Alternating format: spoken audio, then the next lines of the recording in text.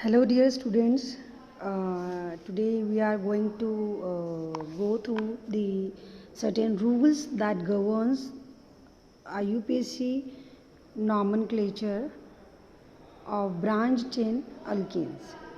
So let's start with some rules which governing the IUPAC nomenclature for branch chain alkenes. First rule that if we are concerning about the IUPAC name, the longest continuous chain of carbon atoms is identified as the parent chain and the compound is considered its derivatives. सबसे पहला rule ही ये होता है the selection of longest chain. See in this example 1 2 3 4 here यदि यहाँ से हम numbering करते हैं या यहाँ की जो चेन है वो सिलेक्ट करते हैं तो यहाँ पे 4 कार्बन आ रहे हैं. और if you are concerning the longest chain from here to here 1 2 3 4 5 यहाँ पे 5 कार्बन आ रहे हैं और यहाँ 4 कार्बन आ रहे हैं. तो हमें लॉन्गेस्ट चेन सिलेक्ट करनी है. दैट मीन्स या हम इसको ऐसे ले सकते हैं 1 2 3 4 5 कार्बन हमें मिलेंगे तो हम इसे ऐसे सिलेक्ट करेंगे. तो 1 2 3 4 5 meth eth prop but pent. So it is the pentane derivative. Second rule state the carbon atoms in the parent chain are numbered from one end to one end so that the substituent carrying carbon number receive the lowest number. हमें parent chain select करनी है और एक and से दूसरे and की तरफ numbering देनी है जिसमें सब्स्टिट्यूएंट्स जो होते हैं उनको कम से कम या लोवेस्ट नंबर मिले. हम उसका एग्जांपल देखेंगे अब. Third rule for the naming the compound organic compound the position of each substituent and its name is prefixed to the name of parent alkane. See, दो टर्म होते हैं, एक होता है प्रीफिक्स एक होता है सफिक्स. हम इसको इस तरीके से याद कर सकते हैं. P पहले आता है, इसी वजह से इसको पहले लगाया जाता है. सफिक्स S से स्टार्ट होता है और S बाद में आता है इसलिए उसे हम पीछे यूज़ करते हैं. यहाँ पे ये रूल बोल रहा है कि for naming of organic compound ना, जब भी हम नॉमेनक्लेचर के अंदर किसी भी कंपाउंड का नाम देते हैं या उसका नॉमेनक्लेचर करते हैं तो ईच सब्स्टिट्यूएंट को पोजीशन आपको देनी पड़ती है और उसे प्रीफिक्स उसको आपको प्रीफिक्स में लिखना है. मतलब आपको उसको आगे लिखना है. प्रीफिक्स मतलब आगे वाला. यदि हम इसको सबसे पहले इसका यदि नाम देते हैं इस कंपाउंड को ऑर्गेनिक कंपाउंड का यदि हम नॉमेनक्लेचर करते हैं तो सबसे पहले हम इसको लॉन्गेस्ट चेन सेलेक्ट करेंगे 1 2 3 4 5 6 7. अब 7 की पेरेंट चेन हो गई है. यहाँ पे सब्स्टिट्यूएंट है at second position and fourth position and both are methyl. ठीक है. तो 2 4 पे भी है और 2 पे भी है. तो 2 4 डाई मिथाइल. 2 मिथाइल हैं. कौन है? मिथाइल. कितने हैं? 2 हैं. डाई कौन है? मिथाइल है. तो मिथाइल. हेप्टेन कैसे हुआ? Meth eth pro but pent hex hept. तो the name of this compound is 2,4 dimethyl heptane. Next rule the name of different alkyl substituent present in the parent chain are written alphabetically. See, in this case there is this same substitution है ना. मतलब यहाँ पे जो substitution था वो same था. That's why we are putting here dimethyl directly. ठीक है. अब हम दूसरा एग्जांपल देखेंगे.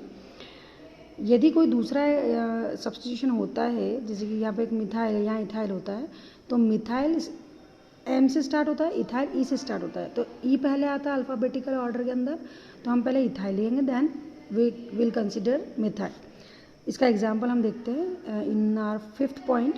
If the parent chain has 2 or more substituents at equivalent positions, the first substituent in the alphabetical order is given the lowest number. अब हम देखते हैं, यहाँ पे हमने लॉन्गेस्ट चेन सिलेक्ट करी और लॉन्गेस्ट चेन उस तरीके से सिलेक्ट करना है हमको ताकि आपके सब्स्टिट्यूएंट जो है उसको कम से कम नंबर मिले, ठीक है। तो हमने इसको स्टार्ट किया फ्रॉम हियर 1 2 3 4 5 6 7 8। यहाँ पे आप देख रहे हैं थर्ड नंबर पे थर्ड पोजीशन पे या थर्ड कार्बन पे सब्स्टिट्यूशन है और 6 कार्बन पे सब्स्टिट्यूशन है। कौन कौन से सब्स्टिट्यूशन है अब ये देखते हैं हम। 6 नंबर पे है मिथाइल और थर्ड नंबर पे है इथाइल।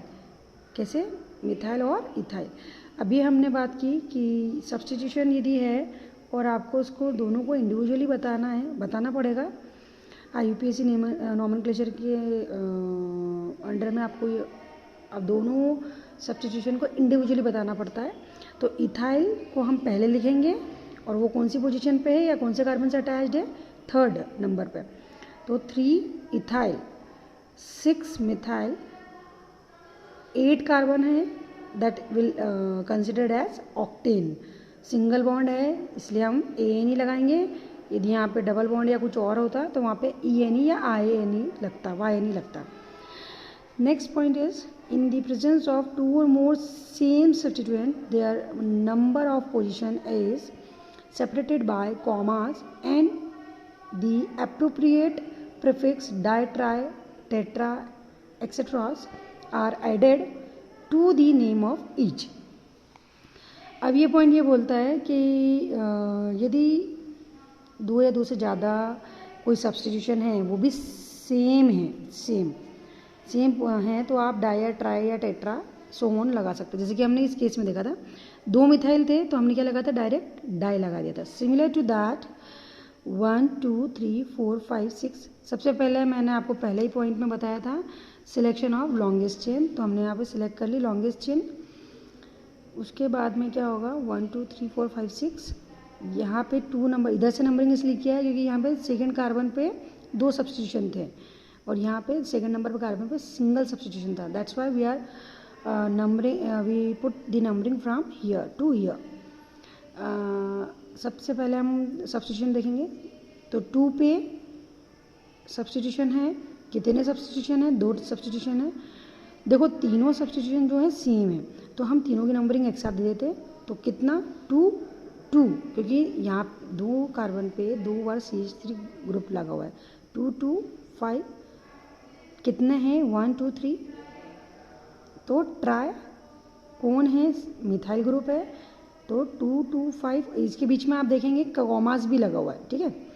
तो this comma will use for the separation of और for differentiating the positions of each substituent. 2 2 5 tri 3 है, ट्राई मिथाइल कौन है? मिथाइल है और 6 कार्बन है that will considered as hexane. इसके लिए एक नोट दे रखा है this prefixes are not taken into account when sequencing the substituent in the alphabetical order, ठीक है। Name of the compound shown below the 3 4 5 triethyl dimethyl heptane and not ये, ठीक है। इस कंपाउंड को उन्होंने नाम दिया है, ठीक है। तो सबसे पहले हमने पेरेंट चेन सिलेक्ट की है 7 कार्बन की, ठीक है। इसमें क्या है नंबरिंग दिया है हमने, तो इसमें आपने क्या किया है यहाँ इथाइल है, यहाँ इथाइल है और यहाँ इथाइल है। 3 जगह जो सब्स्टिट्यूशन है वहाँ पे इथाइल है। तो as the alphabetical rule said कि आपको पहले इथाइल वाला सब्स्टिट्यूशन को बताना है। तो यहाँ पे कौन कौन सी जगह पे लगा हुआ है इथाइल ग्रुप 3 4 5 कितने हैं? ट्राई हैं तो ट्राई लिखा, इथाइल है। उसके बाद में हम लिखेंगे 2 मिथाइल वाला तो 2 2 डाई मिथाइल, तो ये लिख दिया 2 2 डाई मिथाइल 7 कार्बन है तो हेप्टेन हो जाएगा, ठीक है। Now next rule is if the substituent are other than alkyl groups they are also arranged alphabetically। यदि इसके अलावा भी कोई अभी तक हमने देखा अल्काइल ग्रुप रहता है तो हम अल्फ़ाबेटिकल ऑर्डर के थ्रू करते हैं। तो अदर देन अल्काइल ग्रुप होता है तो हमको कैसे उसको नॉमेनक्लेचर देना है उसका, तो हम बता सकते हैं if the substitution are the other than alkyl group they are also arranged alphabetically. तो यहाँ पे ये एक एग्जाम्पल दे रखा है। सबसे पहले selection of longest chain 1 2 3 4 5, then 2 पे ब्रोमो है और 4 पे क्लोरो है। तो बी पहले आता है, सी बाद में आता है अल्फ़ाबेट्स में। तो हम लिखेंगे 2 ब्रोमो 4 क्लोरो, कितने कार्बन है 5 कार्बन है, that will consider as pentane. ठीक है, तो ये हो गया। नेक्स्ट रूल क्या बोल रहा है, if the substituent also carries a branch chain the carbon in that chain are numbered separately beginning from the carbon attached to the parent chain. The name of such complex substituents are written within brackets. एक example लेते हैं इस point को समझने के लिए। सी, यहाँ पे हमने लॉन्गेस्ट चेन सिलेक्ट कर ली। अब आपको दिख रहा है यहाँ पे 5th नंबर का जो कार्बन है उसके अंदर फर्दर सब्स्टिट्यूशन है, यहाँ एक सब्स्टिट्यूशन है, यहाँ एक सब्स्टिट्यूशन। तो इस पॉइंट में ये बोल रहा है कि पेरेंट चेन का जो कार्बन है उससे डायरेक्टली अटैच जो भी कार्बन है उसको आप नंबर सेपरेटली देंगे, क्योंकि एक लॉन्गेस्ट चेन सिलेक्ट करने के लिए हमने वहाँ पे नंबरिंग दिया।